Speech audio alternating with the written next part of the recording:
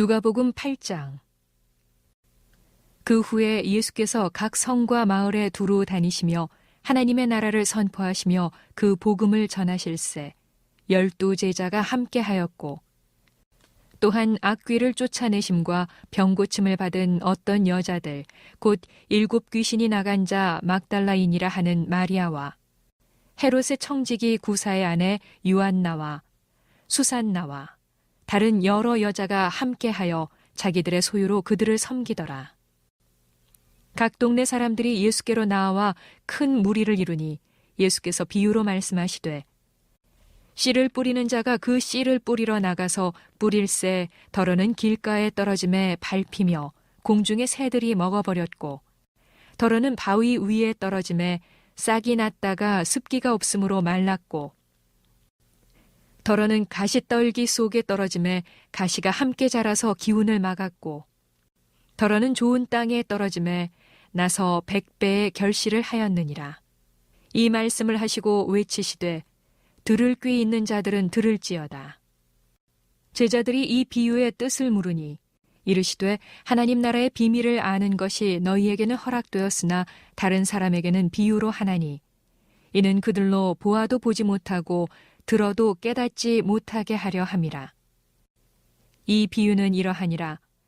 씨는 하나님의 말씀이요 길가에 있다는 것은 말씀을 들은 자니, 이에 마귀가 가서 그들이 믿어 구원을 얻지 못하게 하려고 말씀을 그 마음에서 빼앗는 것이요, 바위 위에 있다는 것은 말씀을 들을 때에 기쁨으로 받으나 뿌리가 없어 잠깐 믿다가 시련을 당할 때에 배반하는 자요, 가시떨기에 떨어졌다는 것은 말씀을 들은 자이나 지내는 중 이생의 염려와 재물과 향락의 기운이 막혀 온전히 결실하지 못하는 자요, 좋은 땅에 있다는 것은 착하고 좋은 마음으로 말씀을 듣고 지키어 인내로 결실하는 자니라. 누구든지 등불을 켜서 그릇으로 덮거나 평상 아래에 두지 아니하고 등경 위에 두나니, 이는 들어가는 자들로 그 빛을 보게 하려 함이라. 숨은 것이 장차 드러나지 아니할 것이 없고 감추인 것이 장차 알려지고 나타나지 않을 것이 없느니라. 그러므로 너희가 어떻게 들을까 스스로 삼가라. 누구든지 있는 자는 받겠고 없는 자는 그 있는 줄로 아는 것까지도 빼앗기리라 하시니라. 예수의 어머니와 그 동생들이 왔으나 무리로 인하여 가까이 하지 못하니, 어떤 이가 알리되, 당신의 어머니와 동생들이 당신을 보려고 밖에 서 있나이다. 예수께서 대답하여 이르시되, 내 어머니와 내 동생들은 곧 하나님의 말씀을 듣고 행하는 이 사람들이라 하시니라. 하루는 제자들과 함께 배에 오르사 그들에게 이르시되, 호수 저편으로 건너가자 하시매, 이에 떠나 행선할 때에 예수께서 잠이 드셨더니 마침 광풍이 호수로 내리침에 배에 물이 가득하게 되어 위태한지라. 제자들이 나와 깨워 이르되, 주여 주여 우리가 죽겠나이다 한데, 예수께서 잠을 깨사 바람과 물결을 꾸짖으시니 이에 그쳐 잔잔하여지더라.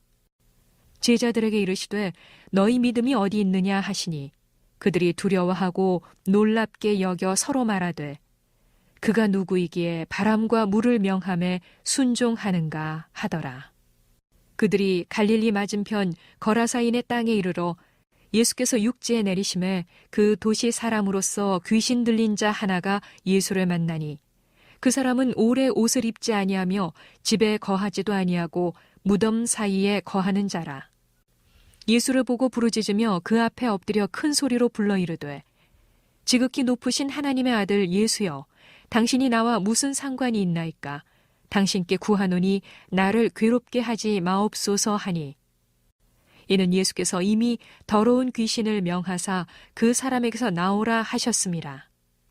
귀신이 가끔 그 사람을 붙잡음으로 그를 쇠사슬과 고랑에 매어 지켰으되 그 맨 것을 끊고 귀신에게 몰려 광야로 나갔더라. 예수께서 네 이름이 무엇이냐 물으신즉 이르되 군대라 하니, 이는 많은 귀신이 들렸음이라. 무저갱으로 들어가라 하지 마시기를 간구하더니 마침 그곳에 많은 돼지떼가 산에서 먹고 있는지라. 귀신들이 그 돼지에게로 들어가게 허락하심을 간구하니 이에 허락하시니 귀신들이 그 사람에게서 나와 돼지에게로 들어가니 그 떼가 비탈로 내리달아 호수에 들어가 몰사하거늘. 치던 자들이 그 이루어진 일을 보고 도망하여 성내와 마을에 알리니 사람들이 그 이루어진 일을 보러 나와서 예수께 이르러 귀신 나간 사람이 옷을 입고 정신이 온전하여 예수의 발치에 앉아 있는 것을 보고 두려워하거늘. 귀신 들렸던 자가 어떻게 구원받았는지를 본 자들이 그들에게 이르매 거라사인의 땅 근방 모든 백성이 크게 두려워하여 예수께 떠나가시기를 구하더라. 예수께서 배에 올라 돌아가실새 귀신 나간 사람이 함께 있기를 구하였으나 예수께서 그를 보내시며 이르시되 집으로 돌아가 하나님이 내게 어떻게 큰 일을 행하셨는지를 말하라 하시니 그가 가서 예수께서 자기에게 어떻게 큰 일을 행하셨는지를 온 성내에 전파하니라. 예수께서 돌아오심에 무리가 환영하니 이는 다 기다렸음이러라. 이에 회당장인 야이로라 하는 사람이 와서 예수의 발 아래에 엎드려 자기 집에 오시기를 간구하니 이는 자기에게 12살 된 외딸이 있어 죽어가미러라. 예수께서 가실 때에 무리가 밀려들더라. 이에 12해를 혈루증으로 앓는 중에 아무에게도 고침을 받지 못하던 여자가 예수의 뒤로 와서 그의 옷가에 손을 대니 혈루증이 즉시 그쳤더라. 예수께서 이르시되 내게 손을 댄 자가 누구냐 하시니 다 아니라 할 때에 베드로가 이르되 주여 무리가 밀려들어 미나이다. 예수께서 이르시되 내게 손을 댄 자가 있도다. 이는 내게서 능력이 나간 줄 알미로다 하신대. 여자가 스스로 숨기지 못할 줄 알고 떨며 나와 엎드려 그 손댄 이유와 곧 나은 것을 모든 사람 앞에서 말하니 예수께서 이르시되 딸아 네 믿음이 너를 구원하였으니 평안히 가라 하시더라. 아직 말씀하실 때에 회당장의 집에서 사람이 와서 말하되 당신의 딸이 죽었나이다. 선생님을 더 괴롭게 하지 마소서 하거늘. 예수께서 들으시고 이르시되 두려워하지 말고 믿기만 하라. 그리하면 딸이 구원을 얻으리라 하시고 그 집에 이르러 베드로와 요한과 야고보와 아이의 부모 외에는 함께 들어가기를 허락하지 아니하시니라.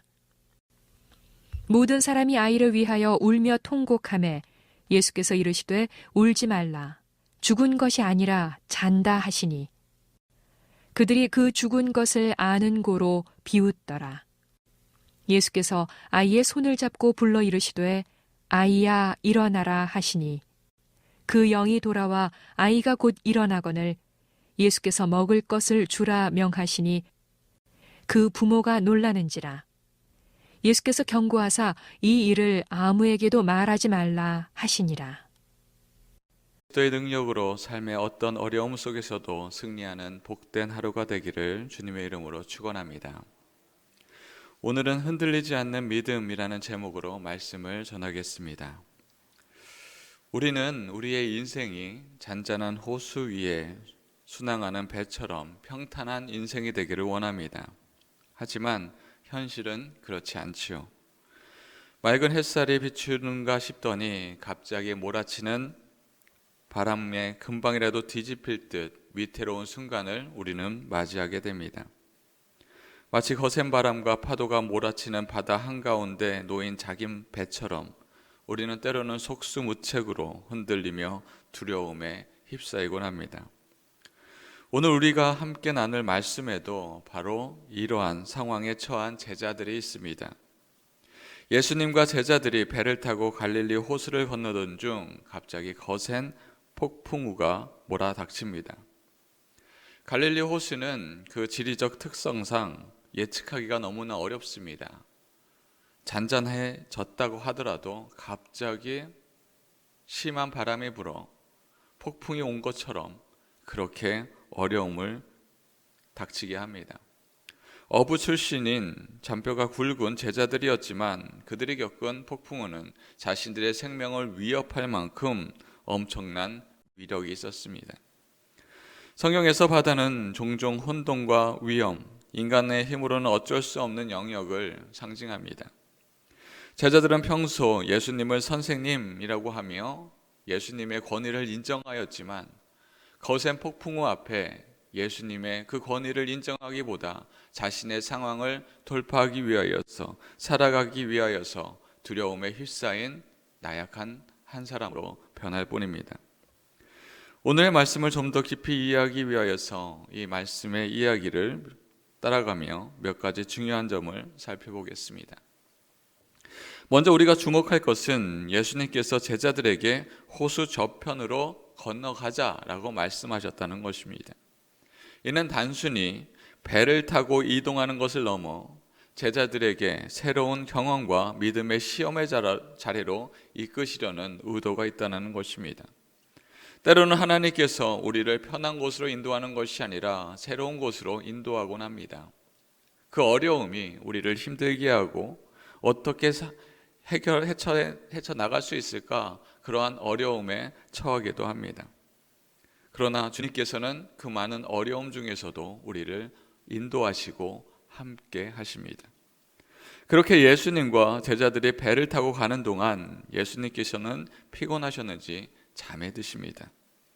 예수님이 잠에 드신 그 이후에 바람이 불고 풍랑이 일어나기 시작합니다. 파도가 들이치고 배는 금방이라도 침몰할 것처럼 그런 위태로운 상황을 연출합니다. 우리는 우리가 예상하지 못하였던 순간 갑작스럽게 큰 어려움을 닥치게 할 수 있다는 것입니다. 아무리 철저하게 준비하고 계산한다고 해도 예기치 않는 우리의 상황 속에서 우리는 두 손 두 발 다 놓고 아무것도 할 수 없는 그런 위험과 어려움을 닥치게 됩니다.